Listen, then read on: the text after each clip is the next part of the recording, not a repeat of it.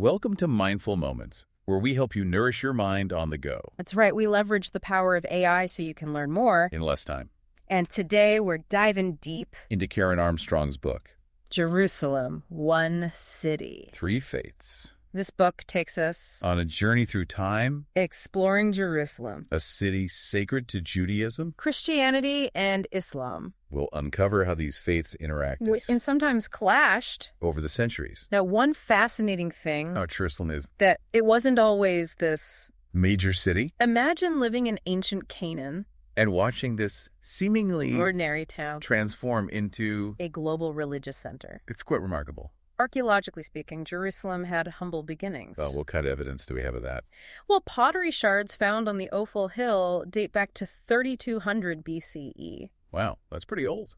It is, but even then, Jerusalem wasn't a prominent city in the region. So what led to its growth? A couple of things, actually. Its Yeah. strategic location in the highlands, Okay, makes sense. Easy to defend. and it had resources like the Gihon Spring. Essential for any city survival. Exactly. So how did Jerusalem go from a small settlement to this epicenter of religious fervor? King David's conquest of Jerusalem from the Jebusites was a pivotal moment. David, the warrior king. Yes, but his approach to conquest was quite interesting. Well, how so? Instead of the typical brutality of ancient conquests, Right. David incorporated Jebusite officials into his administration. So he wasn't trying to completely erase their culture. Not at all. He even respected their religious practices. That's surprising, considering the time period. It is. It suggests a period of potential religious coexistence in Jerusalem. So did this tolerance extend to religious practices as well? To a degree, yes. What do you mean? Well, David brought the Ark of the Covenant to Jerusalem. The Ark of the Covenant. Yes, it symbolized God's presence and transformed Jerusalem from a political capital. Into a spiritual center for the Israelites. Right. But the sacred often comes with danger, doesn't it? You're thinking of Uzzah and the Ark. Exactly. That belief in the inherent power, even danger, of sacred objects. Must have influenced how people interacted with holy sites. It's like walking a tightrope between reverence and fear. It highlights a deeply rooted belief that the sacred had to be approached with caution. Speaking of sacred sites. We can't forget King Solomon's temple. Oh, yes. The masterpiece built on Mount Zion. It was a symbol of the garden of Yahweh. And it connected to the creation narrative in Genesis. It's amazing to think about the grandeur. It must have been breathtaking. The temple wasn't just a place of worship, though. It wasn't. No, it was also a stage for rituals mirroring Yahweh's victory over chaos. So religion and political power were closely intertwined, Absolutely, and these practices had parallels in the ancient Near East. showing how ideas and rituals traveled and influenced different cultures. That's right. But then we see a shift with the Deuteronomists. Ah, yes. Religious reformers challenging the view of Yahweh's presence solely in the temple. So they didn't believe God was physically present in the temple. They believed God resided in heaven, Interesting. and that his name, a shadow of himself, was present in the earthly realm. So a more abstract concept of God. Exactly. This seems like a major change in religious thought, It was. especially considering the importance of the temple, It challenged the foundation of the temple-centric system. and paved the way for a more centralized form of worship. That's right. So was King Josiah involved in this? Yes, he initiated sweeping religious reforms during his reign. Such as? He destroyed pagan altars and centralized worship in Jerusalem. A stark contrast to David's more inclusive approach. It was a move away from the blending of Jebusite and Israelite traditions. Did this contribute to instability in Jerusalem? Possibly, it heightened religious tension, And potentially made the city more vulnerable. which ultimately led to the destruction of Jerusalem and the temple by the Babylonians. A devastating event for the exiled Judeans. The destruction in 586 BCE was catastrophic. I can't imagine the loss and trauma they experienced. The city was razed, the temple destroyed, their religious identity shaken to its core. It's hard to fathom. But even in exile, they showed incredible resilience. How so? They meticulously planned for the temple's rebuilding. Wow. Clinging to hope and their connection to Jerusalem. And that hope wasn't misplaced. Because Cyrus the Great, the Persian king, allowed them to return and rebuild. why would he do that? The Persian Empire practiced religious tolerance. So they recognized the importance of their subjects' faiths. And Cyrus likely saw the rebuilding of the temple as a way to ensure the Jewish people's loyalty. A wise political move with significant religious implications. It allowed for the construction of the Second Temple, a beacon of hope. But the return to Jerusalem couldn't have been easy. Many had built lives in Babylon. So rebuilding in a desolate Jerusalem must have been a daunting task. It was. It's incredible how, despite destruction and exile, the yearning for Jerusalem persisted. It's a testament to the city's power. Even in ruins, it held profound meaning. Which brings us to Herod the Great, A king known for ruthlessness and ambition. but also for his grand vision for Jerusalem. He undertook a monumental rebuilding project, didn't he? He did. Transforming the city with his ambition. That's a story for our next segment, though. We'll explore Herod's impact, the rise of Christianity and Islam in Jerusalem, and the city's enduring allure.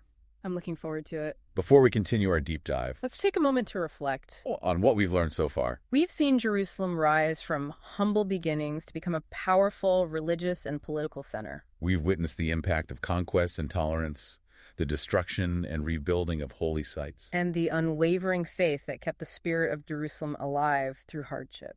It's a reminder that Jerusalem is layered with meaning, shaped by beliefs and actions throughout history. Quite a history.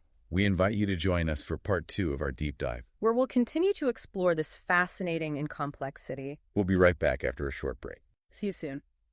Herod the Great, he really wanted to leave his mark on Jerusalem. He did. Despite his reputation for brutality, he had a grand vision for the city. He wasn't content with just restoring the Second Temple. So what did he do? He expanded the Temple Mount, turning it into this monumental platform. The book mentions 18,000 workmen toiling for years. It was a massive undertaking. What drove him to such lengths? Well, it was a display of power, of course. Right, typical of rulers. But Herod also understood symbolism and ritual. How so? He designed the temple complex to inspire awe. In what way? The approach to the inner sanctum was gradual. A symbolic ascent. Exactly, requiring ritual purification from pilgrims.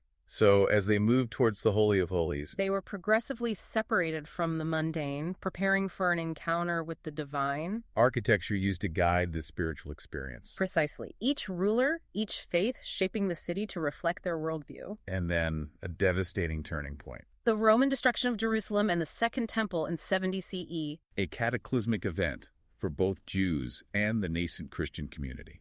It was a traumatic event that reverberated through Jewish history. The book really drives home the impact of this destruction. It wasn't just the physical loss. Right. It was an attempt to erase Jewish identity. With the establishment of Aelia Capitolina on the ruins, A stark reminder of how power can be used to suppress cultural and religious identity. so the Jews were forced into exile once again. And faced a long period of displacement. What about the early Christians? They had to grapple with the loss of their spiritual home. And reevaluate their relationship to Jerusalem. It was a defining moment for both faiths. But from destruction and exile, we see a new era emerge. The rise of Christian Jerusalem under Constantine. A dramatic shift in the city's religious landscape. Constantine's decision to make Jerusalem a Christian holy city was monumental. He built churches, didn't he? Yes, the Church of the Holy Sepulchre and others marking significant events in Jesus' life. Adding another layer to the city's sacred geography. Exactly, a new chapter was beginning. The book mentions the discovery of Golgotha. And its integration into Christian mythology as the burial place of Adam, Linking Jesus to the first man. reinforcing the belief in Jesus as the new Adam, the redeemer of humanity. It's fascinating how these layers of meaning are woven together. It further solidified Jerusalem's significance for Christians. But then another faith enters the picture. The Muslim conquest brought a new dimension to Jerusalem's religious significance. The Dome of the Rock and the Al-Aqsa Mosque are iconic structures. Their construction on the Temple Mount established the Haram al-Sharif as a central Islamic holy site.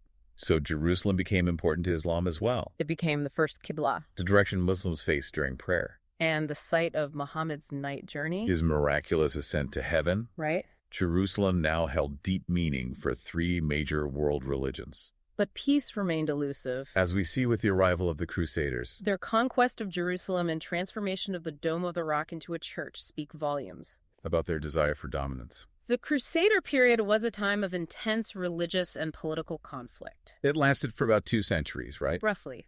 And their capture of Jerusalem in 1099 CE was a brutal event. It marked a temporary disruption of Islamic control. But then Saladin reconquered Jerusalem in 1187 CE.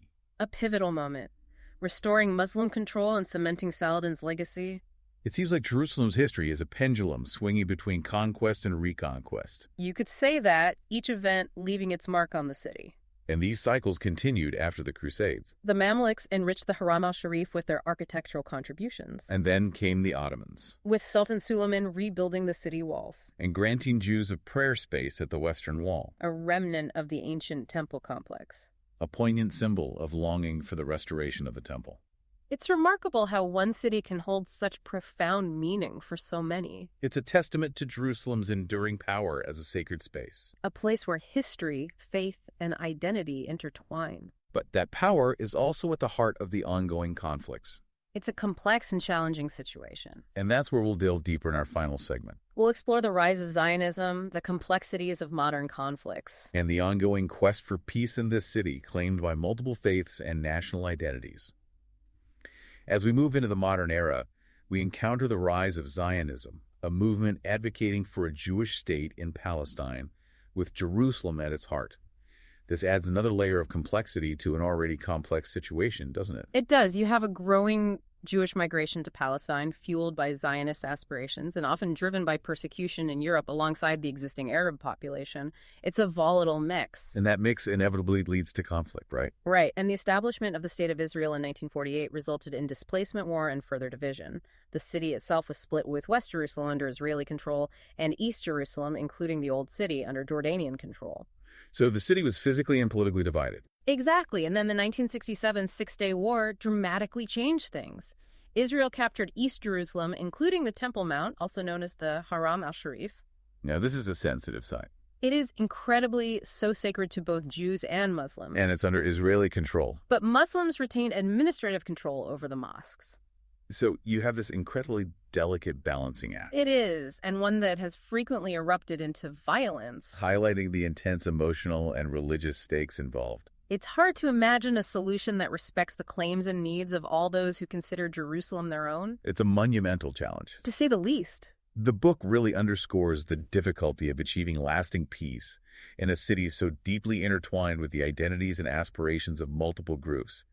It seems like every stone, every corner whispers a story of faith, conflict, and longing for peace. Jerusalem is a city that forces us to confront the complexities of history, the power of faith, and the seemingly intractable nature of conflict when it intersects with sacred space. And we've journeyed through thousands of years witnessing Jerusalem's transformation from a humble town to a global focal point. What does all this history tell us? What insights can we glean from Karen Armstrong's exploration of this city and its three faiths? Well, for one understanding, Jerusalem's past is crucial for grasping the current conflicts. It helps us understand the deeply rooted beliefs, the historical grievances, and the political realities. So it's not just about religion. No, not at all. It's a complex interplay of factors, and it's important to remember that there are multiple narratives, multiple perspectives on this city and its future. What can we as individuals take away from this deep dive then? I think engaging with those diverse perspectives, recognizing the shared history and the conflicting claims, is essential for any meaningful dialogue about peace and reconciliation. It requires a willingness to listen, to empathize, and to grapple with the complexities without resorting to oversimplification. Karen Armstrong's book, Jerusalem, One City, Three Faiths, offers a profound and nuanced look at this contested city. I highly recommend reading it for a deeper understanding of this ancient and enduring conflict. You can find a link to purchase the book in the show notes. And while you're there, don't forget to subscribe to our channel for more AI-powered deep dives into fascinating topics. If you found this episode insightful, please share it with your friends. Let's continue this journey of mindful exploration together.